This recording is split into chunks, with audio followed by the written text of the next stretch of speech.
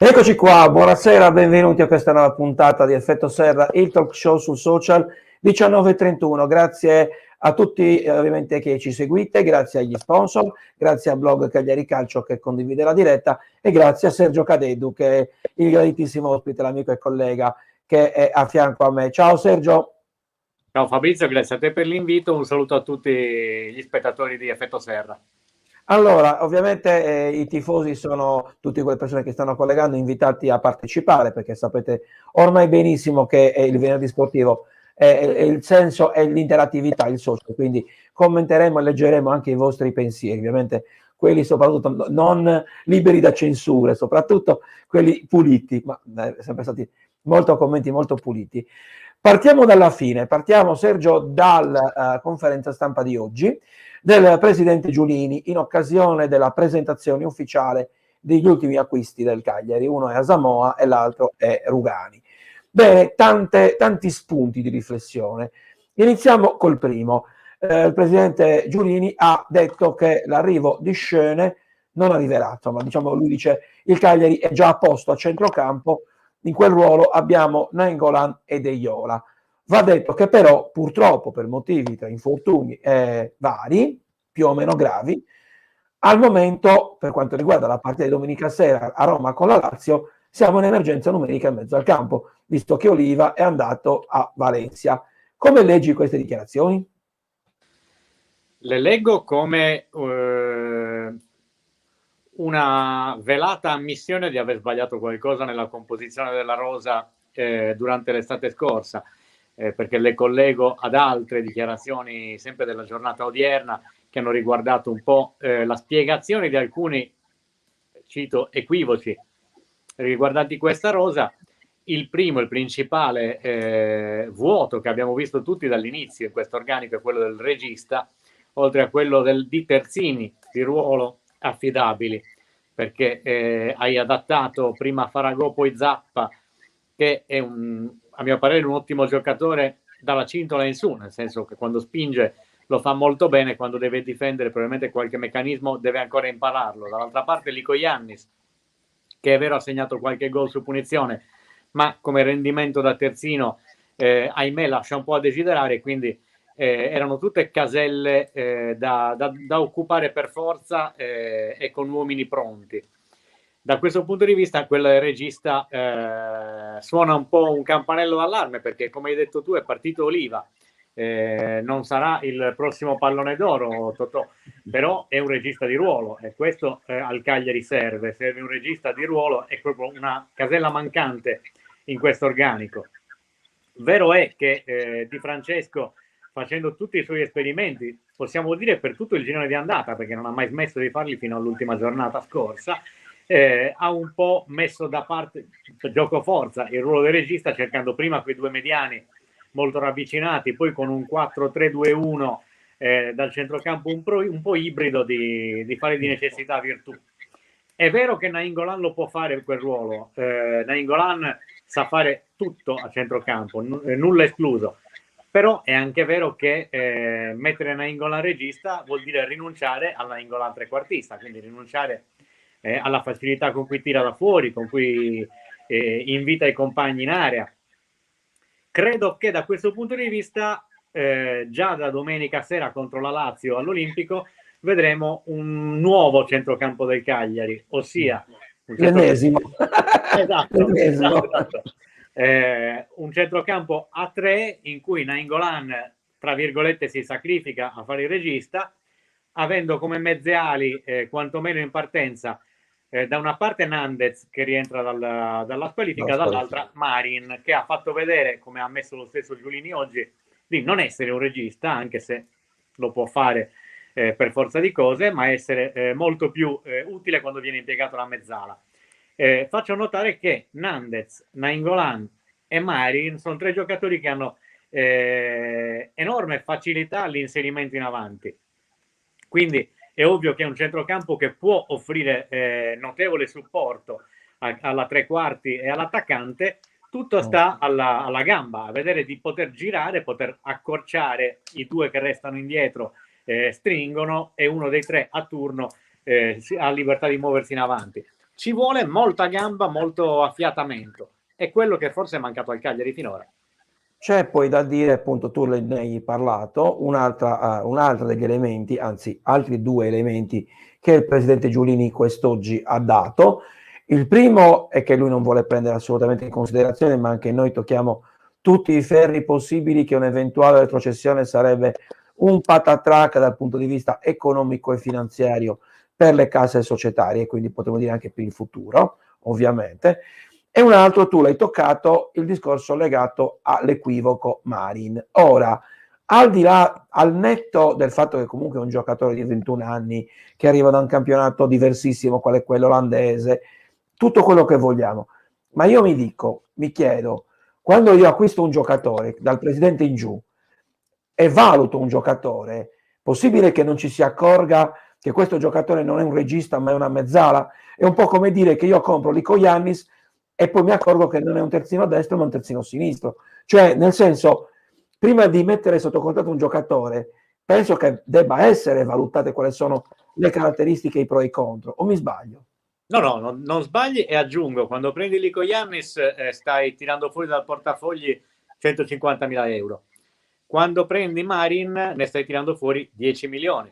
Insomma, prima di fare un investimento importante, in genere uno cerca di andare in negozio e provarsi l'abito per vedere se sta Investire, è bene. come comprare online. Esatto, alla fine, se no, diciamo che su Wish non fai affari da 10 milioni di euro, ecco. Sergio, tanto c'è già una domanda. Allora, domani difesa a 3 o con Rugani o a 5, secondo te?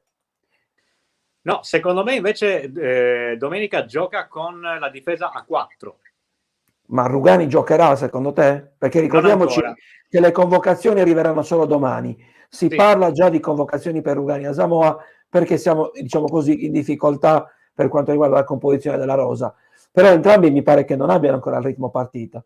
No, entrambi sono abili e arruolabili, nel senso che si sono già allenati in gruppo con la squadra. Però a Samoa sappiamo che non gioca da un bel po'. Rugani quest'anno nel campionato francese, per via di un infortunio muscolare, ha giocato una partita, quindi non credo che né l'uno né l'altro possano avere il ritmo partita, ma neanche per fare 45 minuti a buon ritmo. Da questo punto di vista vedo forse un pochino più avvantaggiato a Samoa. Io credo però che si giocherà col 4-3-2-1, quindi con l'albero di Natale, anche perché, per tornare al discorso iniziale, alle parole di Giulini di oggi, tra i vari equivoci ha anche ammesso di non aver fatto probabilmente la scelta migliore nel affidarsi a Unas e Sottil, non quanto alle qualità dei giocatori, ma perché esterni troppo offensivi, presi probabilmente quando ancora il progetto del 4-3-3 di Di Francesco era sulla carta. Poi il campo l'ha di fatto spazzato via dopo pochissime giornate, perché ci sono altri elementi, non ultima la posizione di João Pedro, quindi quando cambi modulo poi 2 esterni di quel genere fai fatica a inserirli. Tanto è vero che lo stesso Sottil lo stiamo vedendo entrare spesso e volentieri a partita in corso, perché ha la capacità di dare una sferzata alla gara. Unas invece, nonostante il gran nome e i notevolissimi mezzi tecnici, a Cagliari ha lasciato un ricordo veramente pallido.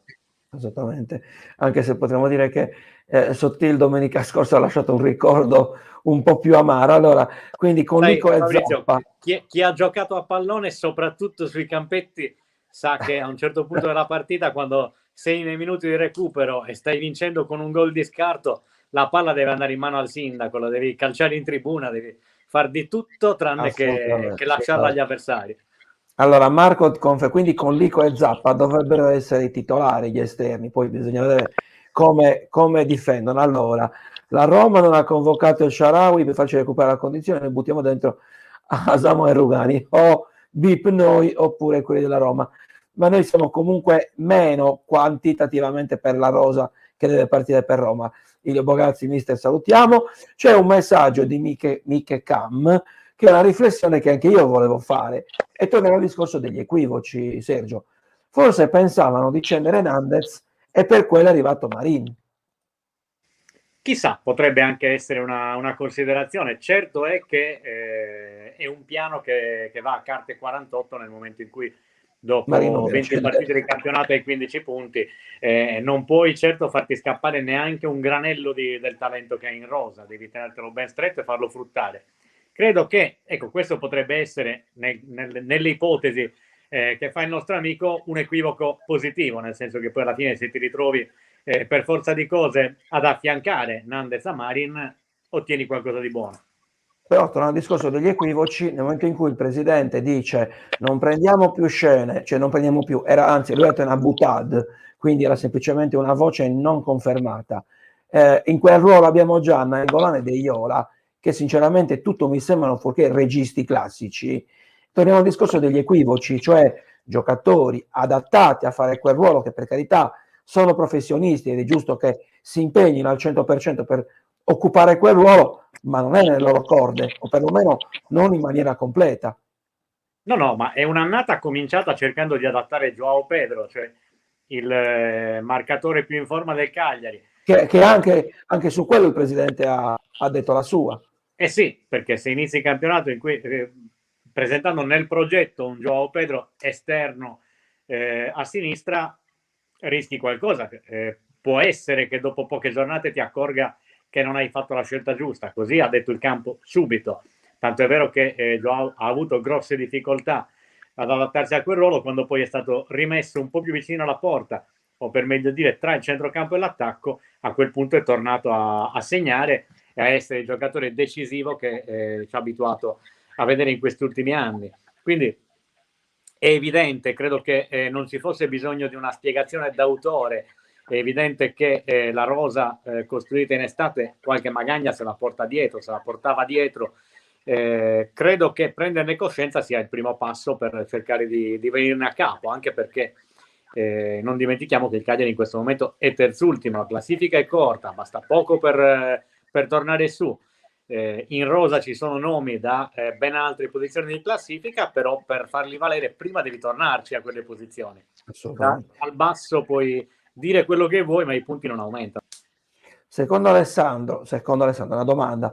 Nella conferenza stampa del presidente era, ricordiamoci, la presentazione ufficiale di Asamoah Rugani, non era la conferenza del presidente, cioè c'era anche il presidente ovviamente. Qualcuno ha chiesto chi ha fatto il mercato, se l'allenatore del DS o il presidente stesso. Questo è uno dei dilemmi che va avanti da inizio stagione. Sì, anche perché alla presentazione di Di Francesco, per quanto il mister non lo avesse ammesso a chiare lettere, l'impressione che abbiamo avuto tutti noi che eravamo presenti è quella di un allenatore venuto a Cagliari per fare un po' il manager all'inglese, cioè per occuparsi non soltanto di tattica, di campo, di allenamento, ma anche di composizione della rosa, di gestione del gruppo. A Giulini è stato chiesto un po' se è stato deluso dal rendimento evidentemente dell'allenatore, del direttore sportivo, di se stesso, cioè di chi alla fine è quello che poi accentra le decisioni del club. E lui ha detto: è presto, nel senso, a fine anno, a fine stagione si faranno le valutazioni. Certo è che degli equivoci ci sono stati, quindi non ha puntato l'indice contro qualcuno, se non forse contro se stesso, un po' indirettamente, però credo che sia tutto sul tavolo di discussione del club. Detto fra di noi, ma diciamo che anche gli più esperti di noi, il Cagliari non merita né questa posizione in classifica, e per la qualità dei giocatori e ovviamente anche per l'organizzazione societaria.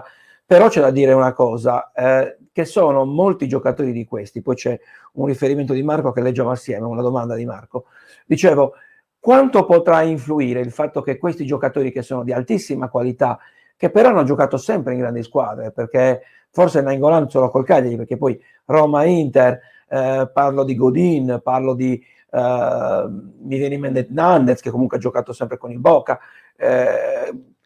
gli stessi Asamoah, Rugani, Juventus, Inter, cioè giocatori che hanno grosse qualità ma poco abituati a lottare col coltello fra i denti. Sì, allora, detto, e lo abbiamo accennato, delle responsabilità da distribuire tra le varie parti in causa, quindi società, allenatore, direttore sportivo, ci sono poi anche i giocatori. Quindi secondo me questo è il momento in cui i giocatori di personalità, di esperienza devono, e lo sottolineo 3 volte, non possono o devono prendere per mano gli altri, caricarsi il peso della squadra sulle spalle e spronare tutti. Credo che Nainggolan da questo punto di vista sia l'acquisto più azzeccato che si potesse fare a gennaio, oltre che per le qualità tecniche, proprio per questa capacità di far rendere meglio gli altri.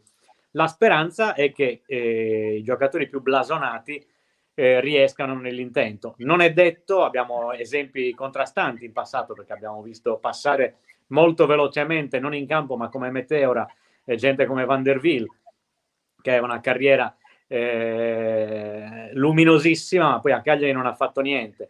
Al tempo stesso abbiamo apprezzato per diversi anni l'umiltà con cui un Padoin, dopo aver vinto tutto nella Juventus, si è messo a disposizione degli allenatori a Cagliari facendo tutto quello che chiedevano. Quindi serve quel tipo di predisposizione da parte dei giocatori.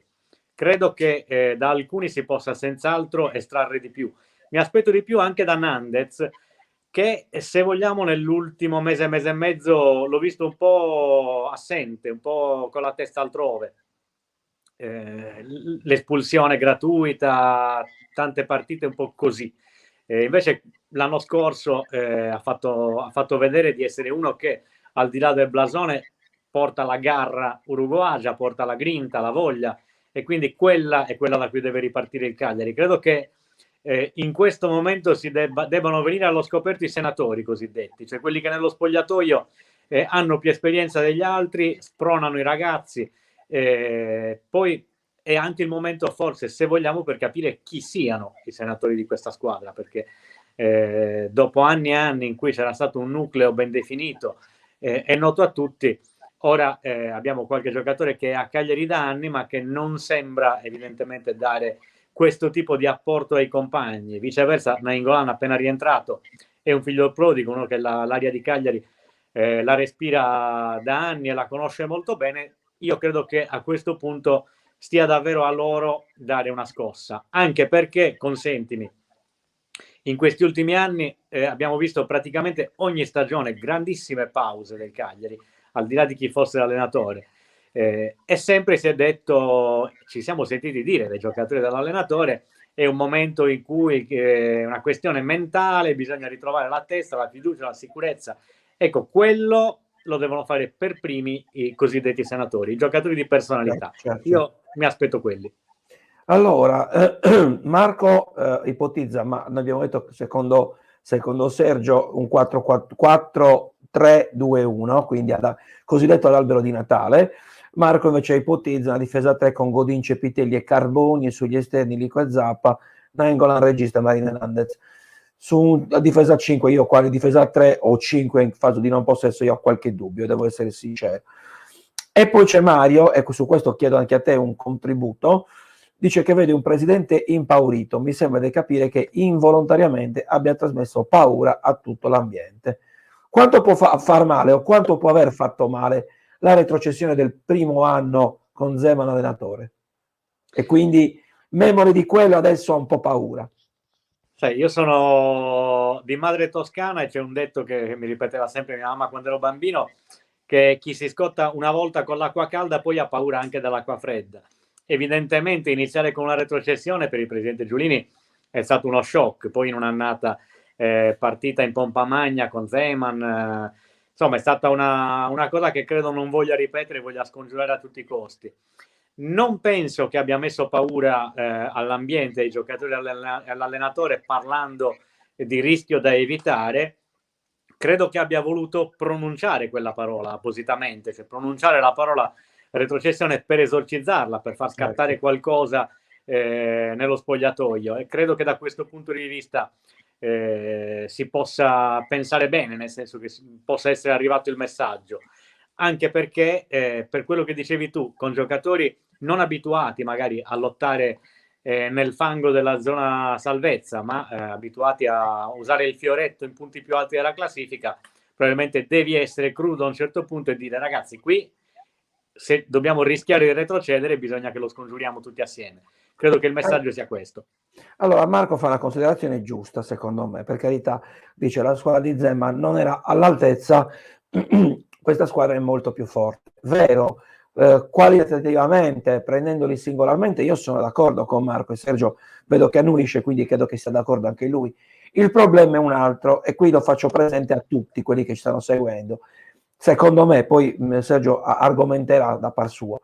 Il fatto che il Cagliari abbia tanti giocatori forti e di qualità è sicuramente un dato oggettivo e un punto di vantaggio per scendere in campo e conquistare i punti. Il problema è che abbiamo molti giocatori, che molti di questi, soprattutto quelli che sono arrivati adesso, che da molto tempo che non giocavano. Asamoah era 14 mesi che non giocava, Rugani nell'ultimo anno ha giocato una partita, senza contare tutti gli altri. Quindi quanto tempo ci vuole perché questi giocatori arrivino a uno stato di forma decente e quanto tempo il campionato eventualmente li aspetterà? Sergio. Questo è il punto su cui tutti incrociamo le dita, nel senso che l'arrivo di gente come Rugani e Asamoah è importantissimo per questa squadra. C'è da sperare appunto che stiano bene fisicamente e che riescano a prendere in tempi relativamente brevi il ritmo partita. Per quanto riguarda il confronto fra la rosa del 14-15 e quella 20-21, io penso che quella al servizio di Zeman fosse una rosa di qualità individuale media molto inferiore a quella di adesso, che però aveva i giocatori per ogni ruolo. La rosa di quest'anno, pur avendo grandi giocatori in quantità direi abbondante, ha la grossa lacuna di non presentare pedine in alcune zone fondamentali del campo. Abbiamo detto del regista, ribadiamo quella dei terzini, e alla fine quando adatti giocatori fuori ruolo in un numero superiore a 2-3 nell'11 di partenza, vuol dire che stai facendo girare anche i motori di cilindrata maggiore imballati, non ti possono sprigionare tutti i cavalli che vorresti, e cavalli in realtà ne hanno tanti presi singolarmente. Allora, Max ci saluta da Modena e noi ovviamente salutiamo Modena e salutiamo Max. Dice che in questo gruppo è molto fiducioso, già da 1 marzo non saremo più ultimi perché il calendario ci agevola. Noi ovviamente non siamo ultimi, speriamo di non esserci mai e speriamo di tornare nelle parti che ci competono perché questa squadra lo merita. Però tornando al discorso degli equivoci, del mercato, perché tutto nasce da lì. Il mercato comunque consegna a Di Francesco una squadra con sempre 27 giocatori in rosa. Cioè, al di là di tutto, si è parlato di sfoltire, di ritoccare. Di fatto la squadra comunque è una rosa ancora molto corposa. Decisamente, fra l'altro, si è sfoltito in maniera limitata e anche opinabile, perché poi ti sei privato di Oliva, che come detto prima non sarà magari il prossimo pallone d'oro, ma è un regista di ruolo e al Cagliari serve una pedina in quel punto. Ti sei privato di Pisacane, che non sarà il prossimo pallone d'oro, ma è uno duttile tatticamente, molto... Era un centrale rapido, l'unico molto centrale esatto, rapido. esatto, un centrale diverso rispetto agli altri che ha in rosa Di Francesco, ed è l'esempio di abnegazione, di grinta, quindi giocatori utili. Purtroppo viviamo un'era del calcio in cui non c'è soltanto il discorso tecnico, perché i bilanci dominano, come forse è giusto che sia, o comunque è doveroso che sia in uno show business come è diventato il calcio, e spesso e volentieri non riesci a vendere un giocatore anche se non ti sta funzionando in squadra, perché prima lo devi ammortare a bilancio, quindi devono passare un paio di esercizi perché l'uscita poi non ti rappresenti una minusvalenza. Sono discorsi un po' noiosi, un po' fastidiosi per chi è romantico come il sottoscritto nel mondo del calcio, che però alla fine guidano anche le scelte delle società. La nuova sfida dei club da questo punto di vista è proprio riuscire a gestire in maniera ottimale un equilibrio fra le scelte tecniche e quelle economiche. Non è facile. Proviamo ad andare verso la conclusione parlando ovviamente della prossima partita, perché dopo la partita, dopo il match con il Sassuolo, noi tutti quanti speriamo che il Cagliari abbia finalmente col brodino, anche se ha fatto male il pareggio, si possa ricominciare a vincere. Cagliari che non vince dal 7 di novembre, quindi parliamo di parecchie partite, e quindi giochiamo, ricordiamoci, in posticipo domenica sera a Roma con la Lazio. Che Cagliari dobbiamo aspettarci, e qui introduco anche la domanda di Alessandro, se giochiamo in attacco con Pavoletti oppure si insisterà con Simeone. Io credo che partirà titolare Simeone. Pavoletti entrerà a gara in corso, però Di Francesco le sta provando tutte per cercare di risvegliare un po' l'argentino, di fargli ritrovare il gol. Perché attenzione, è vero, Simeone non segna da tanto, mi pare addirittura da ottobre. Prima segnava con una regolarità molto maggiore, però il Simeone che ho visto contro il Sassuolo, che ho visto nelle settimane precedenti, a me non è dispiaciuto per niente. È un giocatore che corre, che si batte su ogni pallone, che riesce magari a pigliarsi il fallo e far respirare la squadra. Un fallo laterale in attacco quando il pallone sembra perso, ma lui ci va lo stesso. È vero che sta segnando poco, però lo vedo in crescita. Allora, bisogna vedere appunto che Cagliari ci dobbiamo aspettare a Roma a questo punto, perché anche lì forse la coperta è corta, bisogna vedere anche lì, no? Allora Marco dice, non capisco perché Giulini abbia voluto liberarsi subito a settembre di giocatori della vecchia rosa, creando questi problemi. Per me Simeone, Pavoletti sta in panchina, Joao unico attaccante. E se fosse così? Non so, con Joao unico attaccante, per Come un quanto falso abbiamo detto, 9, come un falso 9. però per quanto abbiamo detto prima dell'emergenza a centrocampo, se non schieri gli attaccanti di ruolo e metti Joao unica punta, poi ti devi inventare più centrocampisti, quindi mi sembra una missione Devi un po' inventare impossibile. 2 trequartisti. Sì, uno bisognerà inventarlo per forza, anche perché è sottile alle prese con qualche problemino, quindi non può Sì. rientrare nelle rotazioni dietro l'unica punta. Io, se vuoi, provo a dare il mio 11 per domenica sera, detto che secondo me si insisterà sul 4-3-2-1. Credo che troveremo ovviamente Cragno in porta, Zappa a destra, Licoiannis a sinistra, in mezzo Godin e Valutiewicz, complice anche qualche problema di Cepitelli. Il centrocampo che accennavo prima a 3 con Nainggolan in mezzo e a fare da mezze ali Nandez e Marin. Simeone unica punta, dietro di lui Joao Pedro e Pereiro. Ah, ecco, quindi.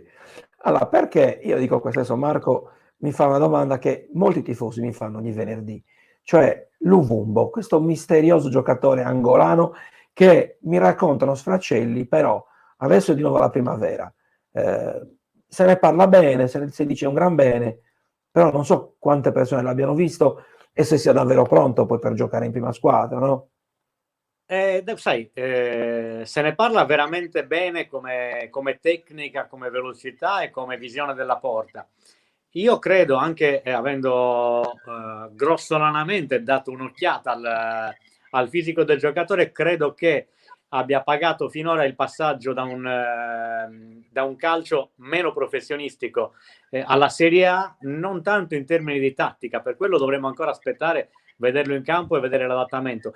In termini di carichi di lavoro, tanto è vero che appena ha incontrato gli allenamenti standard della Serie A ha avuto grossi problemi muscolari, quindi credo che stia un po' attraversando un guado, cercando di formarsi muscolarmente, di poter sopportare i carichi di lavoro all'europea, all'italiana. Quindi capire cosa farà da grande. Allora Max si è perso la parte iniziale della trasmissione, Rugani già in campo con Osamoa, no, Di Francesco non rischierà, questo ve lo possiamo dare per certo. Rugani e Osamoa non credo proprio, anzi è già molto che li convochi, visto che sono arrivati da poco e arrivano da un grosso periodo di attività. Chiudiamo Sergio, dicevamo che Cagliari dobbiamo aspettarci, un Cagliari d'assalto, un Cagliari coperto in contropiede, perché il problema è la sindrome da coperta corta, no? Cagliari che segnucchia adesso, comunque ha sempre segnato con una certa regolarità, però puntualmente almeno uno, se non due, i gol li prendiamo. Quindi capire un po' come dovremmo scendere in campo come atteggiamento. È un dilemma, vero e proprio dilemma, perché è vero che in una partita del genere, dopo aver preso quel punticino dannato ma comunque prezioso contro il Sassuolo, tendenzialmente si dovrebbe andare a Roma a giocare contro una delle squadre più forti del campionato, coperti, cercando di colpire in contropiede. C'è da dire però che il Cagliari a livello di assetto difensivo quest'anno non fa sfracelli, anzi è piuttosto fragile, quindi andare a puntare sulla difesa potrebbe essere il patatrac. Credo che Di Francesco cercherà un equilibrio, cercherà di schierare appunto una squadra pseudo offensiva come quella detta prima, con l'apporto però doppio da parte dei giocatori che lo possono fare. Mi spiego: Joao Pedro, Nandez, Nainggolan e Marin possono sia guardare la porta avversaria che guardarsi le spalle e cercare di stringere a difesa del reparto arretrato del Cagliari. Credo che sarà questa la chiave dell'incontro. Secondo Marco sarà un Cagliari stile Sassuolo, quindi chiuso, come abbiamo visto, e qui però in qualche modo è contro quello che dice Agostino, perché dice darei più spazio a Pavoletti, le ali devono far arrivare più cross per il colpitore di testa, Simeone, e farla entrare a gara in corso. Sarebbe giusto, il problema principale è come fai arrivare gli esterni a crossare nel momento in cui devi stare coperto, devi stare abbottonato. Secondo Michele è una squadra che si gioca al tutto per tutto, non si può permettere di aspettare, secondo me uno dei due lo rischia, parliamo di Rugani o di Asamoah. Schiera la stessa squadra con il Sassuolo, gli stessi giocatori quando abbiamo segnato non sarà la stessa squadra, perché dicevamo prima c'è il discorso legato a Cepitelli, Duncan so che forse non partirà nemmeno, lo stesso abbiamo parlato di Sottile, esattamente, scusami, ho avuto un lapsus. Alessandro, sinceramente io giocherei a viso aperto, non è con la Lazio e Roma che dobbiamo fare i punti, se giochiamo troppo coperti prendiamo la goleada. Ecco, questo è alla fine, mi pare che il sentire comune sia ragazzi andiamo a giocarcela, poi quello che viene viene, e sono d'accordo. Il problema è che noi prendiamo comunque gol anche quando giochiamo schierati, perché questo è quello che sta capitando. Sì, è così. È vero che se vai a giocartela un po' troppo apertamente e prendi l'imbarcata grossa, rischi di vanificare quel pizzico di sprint morale che hai fatto con una buona prestazione col Sassuolo. Sergio, perdonami, ti interrompo perché volevo chiudere con una domanda per te, che secondo me forse è anche la chiosa giusta. Allora, dopo la partita col Genoa, dopo la sconfitta col Genoa, il presidente in diretta TV, contrariamente a tutto quello che si è detto, ha annunciato la conferma di Di Francesco. Ora, come leggi, e quindi in qualche modo torniamo alle parole del presidente, come leggi il gesto della conferma di Di Francesco e come leggi le parole del presidente? Perché lui ha detto l'allenatore Di Francesco rimane con la squadra e con la società a condizione che l'allenatore abbia la fiducia della squadra. Nel momento in cui dovesse accorgersi di una cosa del genere, potrebbe andare via. Sì. Allora, anche quindi non è così blindato, o mi sbaglio? Guarda, il venerdì sera, prima della gara col Genoa, mi hanno fatto la domanda su Di Francesco a Sardegna 1, Bruno Corda e Valerio Vargiu, che saluto, e sono stato l'unico in trasmissione a dire attenzione, guardate che a meno che non prenda davvero un'imbarcata, anche se dovesse perdere a Genova, Di Francesco resta sulla panchina, e poi si è avverato. Ma questo sia perché la società crede nell'allenatore, sia anche perché l'allenatore è stato un investimento molto importante da parte della società. Non è a cuor leggero che si esonera un allenatore di quel tonnellaggio, di quell'ingaggio. Da questo punto di vista il rinnovo è una richiesta di assunzione di responsabilità da parte dell'allenatore, come a dire: adesso fammi vedere che ne vale la pena, fammi vedere che i ragazzi ti seguono. Poi a livello economico, torno sull'argomento noioso, magari allungare il contratto significa anche spalmare un po' l'ingaggio, e allora a quel punto in realtà non stai tanto confermando quanto rendendo un po' più morbida l'eventuale decisione estrema presa più avanti. Allora, io chiudo ovviamente con una battuta, c'è Max che dice dovevamo acquistare un santo con tutta questa sfortuna, io per battuta direi o San Paoli, l'ex CT del Cile, o Sannino come allenatore, quindi sui santi direi che ci siamo. Perfetto, allora Sergio, grazie di cuore. Allora c'è un altro commento di Alessandro, di Francesco costa tanto, non ha senso a meno che non si dimetta lui. Ecco, secondo voi il mercato è stato fatto per lui o contro di lui? Perché non prendendo il regista hai creato tanti problemi a lui. Beh, questo è importante, Sergio, giusto? Perché poi alla Sì, fine... però contro l'allenatore no, non credo che Beh, sia certo, stato però, volontario, quantomeno.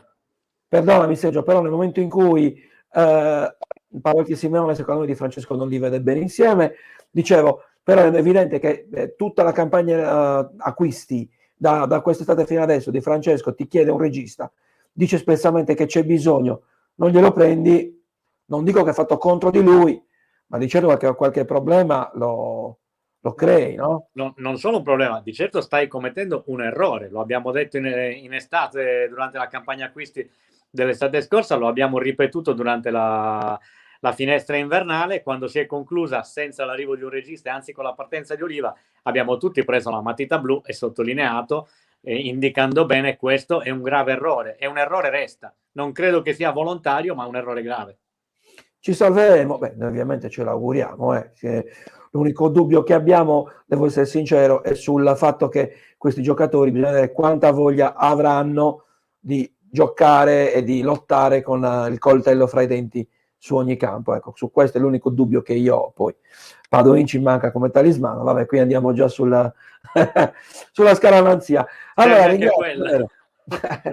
Sergio, grazie della tua partecipazione, ci vediamo presto ovviamente, in bocca al lupo per il lavoro e a presto. Grazie a te Fabrizio, è sempre un piacere e un saluto a tutti. Un saluto a tutti, grazie ovviamente a tutti voi che ci avete seguito, come sempre numerosi, grazie agli sponsor, grazie a blog Cagliari Calcio 1920 per aver condiviso il progetto. Ci vediamo lunedì, domenica sera il Cagliari, ricordiamoci, Forza Cagliari, speriamo di tornare da Roma con punti importanti. Buon weekend a tutti, ciao!